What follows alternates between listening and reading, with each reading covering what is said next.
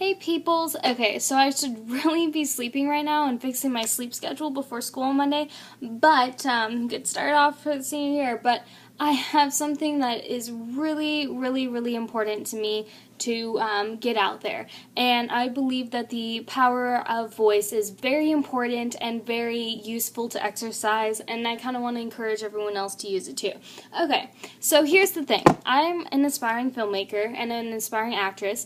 It's been a part of me, and it's a huge thing for me. I've researched so much, and it's been a part of me for since I was little, and I don't even remember since when.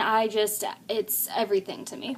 And I've researched so much on it. I know a lot about it, a lot about the film business and, what makes a film successful and what contributes to a film's success and everything. And here's the problem. Okay, so if you've heard about it, sorry, I can't edit this, so this sucks. So if you've heard about it, there is a thing called movie critics, and I'm sure you have. I'm sure you've gotten on Rotten Tomatoes and all those other things to check out, is that movie gonna be good rating, and should I waste my money and my time on it?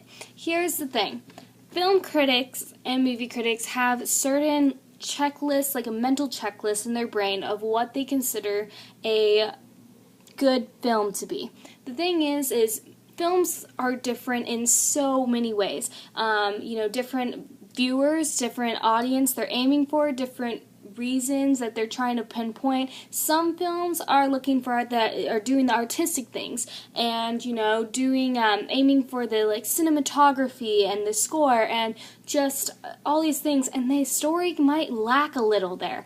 If you've ever seen Oscar categories and stuff, I'm not gonna lie, some of the stuff you're kind of like, I don't want to see that, and it's become a joke sometimes of, between people that, oh, it's an Oscar nomination, I'm not going to see that. Even though a lot of them I really do enjoy because I go for the stories. So I'm one that likes the stories because I feel like if there is a story worth being heard, then it should be heard and it should have viewers, and I love those ones. And that's why I'm a storyteller, and that's why this story is very important to me. And so that's what film critics are looking for. It's more of the artistic, the certain film things, But okay, so there's a film based on a book series. Oh, I know, another franchise. Oh, gasp. That is called The Mortal Instruments. It's written by Cassandra Clare. Sorry.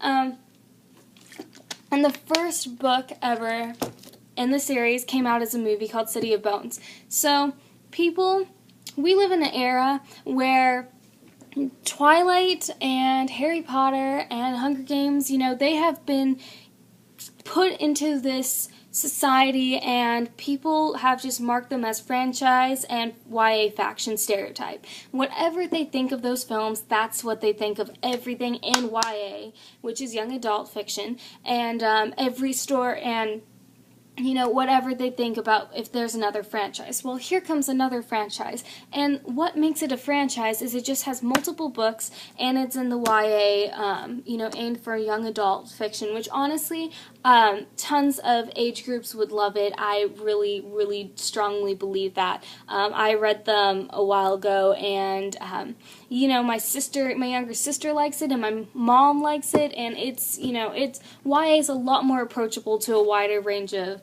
audience, so definitely go and experience it.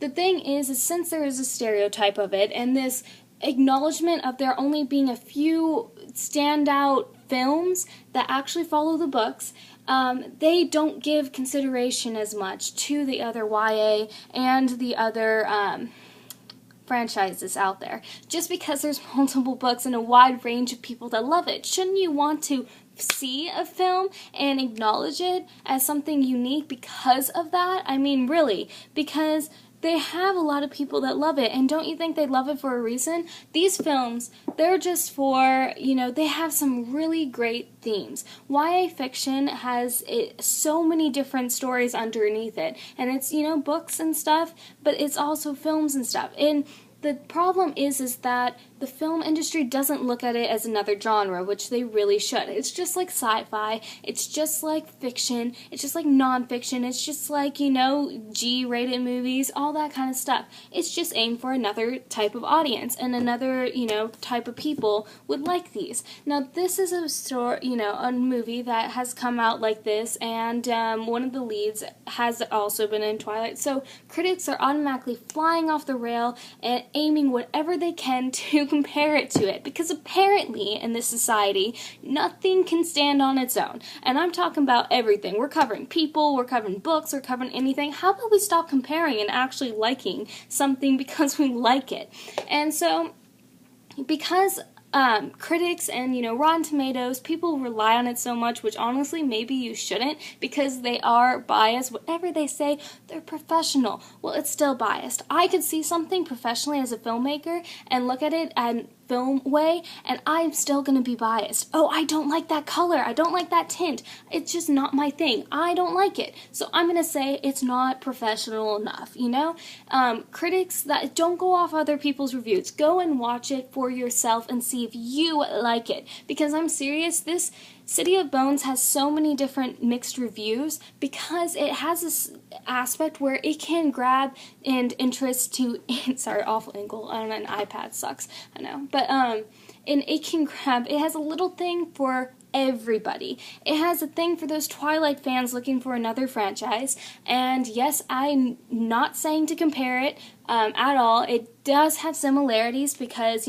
but it also has things that say, hey, we're not Twilight, we're something on our own, because it has a darker thing to it, but it's still magical and mystical. It has the, romance and the comedy and really good humor and stuff for the rom-com lovers and, even the horror film lovers. There's a little thing about that, but don't be freaked out about it. I'm not saying it is a horror movie. There's thriller, there's so much action. Guys would adore this. Oh my god. And girls would love it too. I got total thrill of it. The weapons were beautiful, which is so weird for me to say, but it is. And I'm not someone that likes horror movie things. I hate horror movies. I really do. And I'm squeamish. So I loved this. Not just because of the books. Believe me, I wouldn't like a movie if I didn't like a movie. And if you are a fan and you're just questioning, like, oh, I'll see it later, I'll try and look at a DVD, why wait? Why wait? Because seriously, just go and see it. I mean, it might as well. And because if you're questioning, Jamie Campbell Bower as Jace and all this stuff, because there was a lot of stuff going on about that in the fandom and stuff, don't question that, because he was really good in my opinion. I thought he was dead on, and he made me love Jace even more, which I didn't think was possible. And so just go and see it and see if you like it yourself, because you're not going to know really, not by a review. You're not going to know by a review. You're not going to know by pictures or trailers until you see it yourself. And I'm serious, because I wouldn't have known, and my mom loved it, and she hates franchises. So everything is different. Stop looking at it like that. I'm sick of a society that overlooks things because of a stereotype, because it is still a story that is worth being heard, with themes that grab out, and it portrayed those themes really nice. YA fiction has some of the best themes I've ever seen, and as a storyteller, that's what I think a film is. That's what a perfect film is. If it grows and it can attach to someone in a personal way, and that can influence their life positively, because I know as an artist, and the theme in City of Bones and all of the Mortal Instruments movies, of that power of creating, it matters to me as a storyteller and an artist. And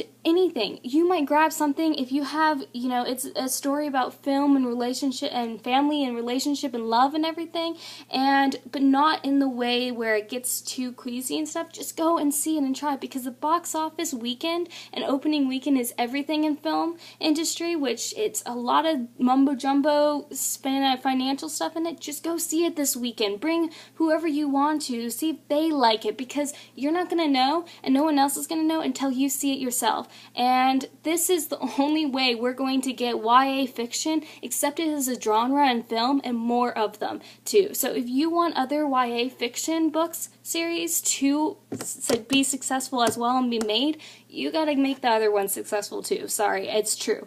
And so let's start a YA fiction film revolution, please. I'm so sick of these stories being overlooked and just stereotyped and people rolling their eyes on it. So as a filmmaker and a storyteller, please help me and just go see it and this weekend. And I love you guys.